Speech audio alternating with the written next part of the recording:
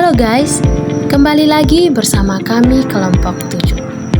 Pada pagi hari ini, kami sedang mengerjakan tugas video di kampus.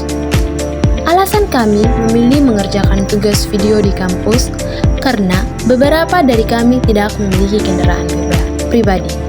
Untuk itu, kami memilih mengerjakan tugas video di kampus agar semuanya berjalan dengan tepat waktu. Sebelum kami memulai diskusi kami berdoa terlebih dahulu, karena dengan berdoa kami dapat meminta bimbingan dan kekuatan untuk menyelesaikan tugas kami dengan baik dan sesuai dengan harapan kami. Berikutnya, kami melanjutkan diskusi untuk apa-apa saja yang harus kami pelajari, karena dosen menyuruh kami membuat video mengenai perencanaan bisnis. Selanjutnya, kami sebagai mahasiswa juga harus memahami bagaimana cara melakukan perencanaan bisnis. Dengan memahami materi perencanaan bisnis, kami dapat membuat rencana bisnis dengan efisien dan efektif. Tujuan dari hasil diskusi kami mengenai perencanaan bisnis adalah untuk merencanakan bisnis yang efektif dan strategis untuk mencapai tujuan bisnis. Beberapa tujuan spesifik yang dapat dicapai melalui perencanaan bisnis antara lain: yang pertama, mengidentifikasi peluang dan tantangan, di mana melalui perencanaan bisnis kita dapat mengidentifikasi peluang dan tantangan yang dihadapi oleh bisnis kita.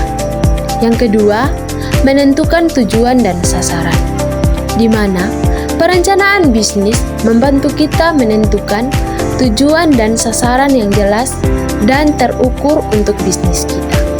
Yang ketiga, mengembangkan strategi, di mana perencanaan bisnis memungkinkan kita mengembangkan strategi yang efektif untuk mencapai tujuan dan sasaran bisnis kita. Yang keempat, mengalokasikan sumber daya, di mana perencanaan bisnis membantu kita mengalokasikan sumber daya yang tersedia secara efektif dan efisien.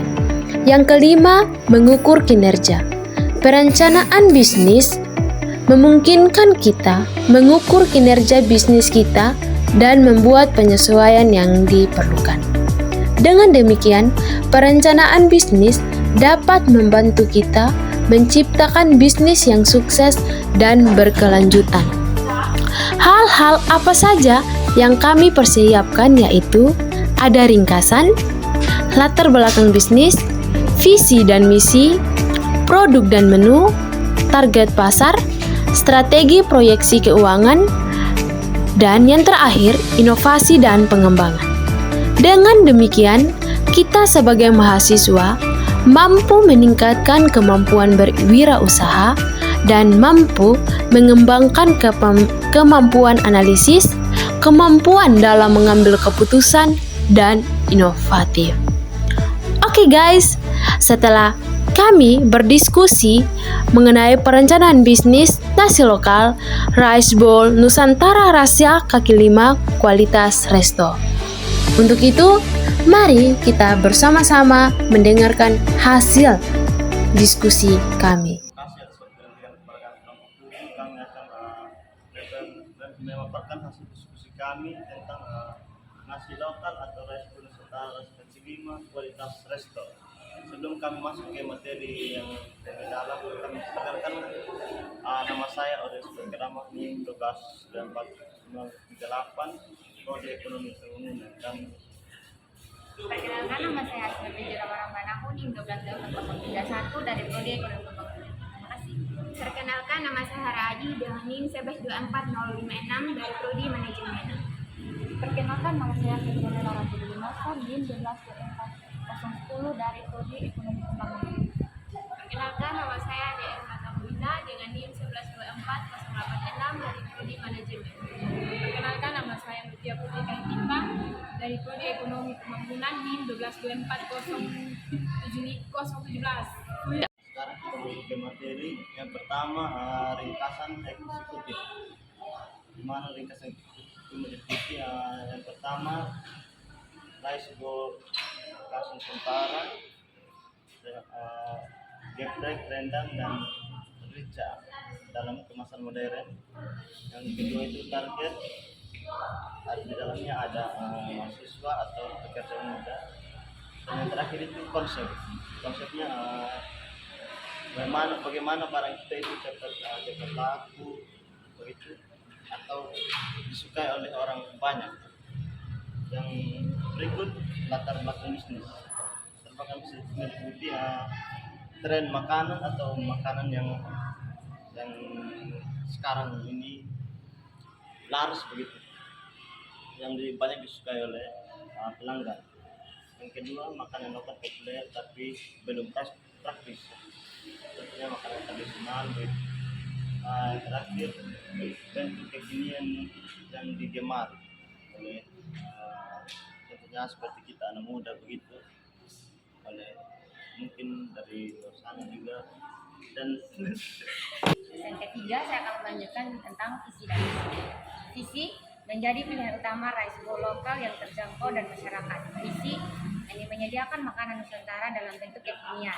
Yang ketiga, menjaga kualitas dan kebersihan. Yang keempat, memberi pengalaman cepat saji yang estetik. Yang keempat, produk dan menu. Yang pertama, ayam geprek dari pedas level 1 sampai 5. Yang kedua, ayam rica-rica. Yang ketiga, rendang sapi. Yang keempat, tempe balado. Yang kelima, telur, sayur, dan sambal. Dan yang keenam, harga mulai dari 15.000 sampai dengan 25.000. Target pasar. Yang pertama itu mahasiswa, pekerja kantoran atau ojek online. Yang kedua, usia 18 tahun sampai 35 tahun. Yang ketiga, lokasi area kampus, pusat kota. Yang keempat, suka makanan cepat, pedas, dan lokal. Lanjut strategi pemasaran, ada seperti sosial media, IG dan TikTok, GrabFood atau GoFood, nama menu unik dan kemasan khas lokal. Loyalty card, beli 5 gratis 1. Ya, Selanjutnya kita akan membahas tentang operasional, di mana terdapat 4 dimensi dari operasional, yaitu model seperti dapur kecil atau food modern. Yang kedua itu ada jam buka itu sekitar jam 10 sampai jam 9 malam. Yang ketiga ada sistem semi prep atau cepat saji. Yang keempat ada kapasitas, itu dari 50 sampai 100 porsi per hari. Dan selanjutnya kita masuk di tim bisnis. Di situ ada CEO atau manajer umum, ada koki, marketing, kasir atau customer service, sama delivery partner atau ojol. Terima kasih. Selanjutnya masuk pada tentang proyeksi keuangan. Yang pertama itu ada modal awal. Modal awal 5 juta. Biaya produksi 800. Hanya ini saja dari kami. Lebih dan kurangnya kami minta maaf. Sekian dan terima kasih.